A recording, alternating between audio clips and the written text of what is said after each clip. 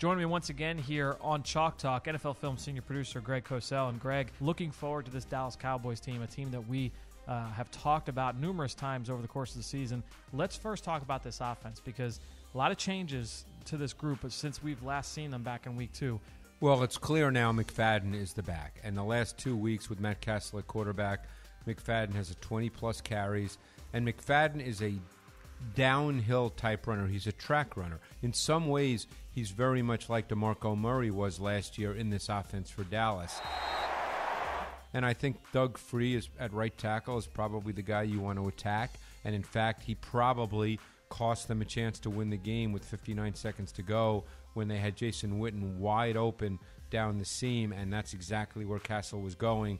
But Free just got jacked up by Averill, and Averill hit Castle's arm, and he could not throw the football. It'll be interesting to see how the Eagles match up to Dez, whether they view it as a Byron Maxwell game or they just line up and play wherever Dez lines up. My sense is they'll just line up and play because I think Nolan Carroll's done a really good job this year. I was thinking a lot about Matt Castle and the kind of passer he is, even if he's playing well.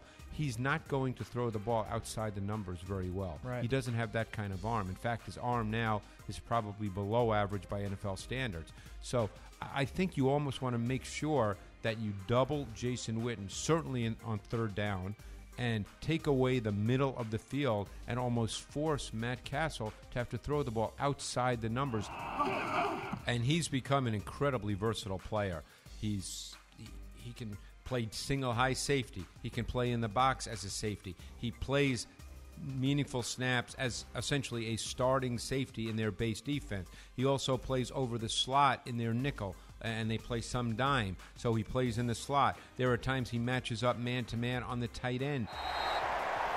If you're not really watching them, you think Rod Marinelli, who has the background with Tony Dungy and that group, Lovie Smith, and you think cover 2. Yeah. They don't play hardly any cover 2, right. And in fact, they're primarily a man-to-man coverage team and primarily single high, not a lot of split safety coverages.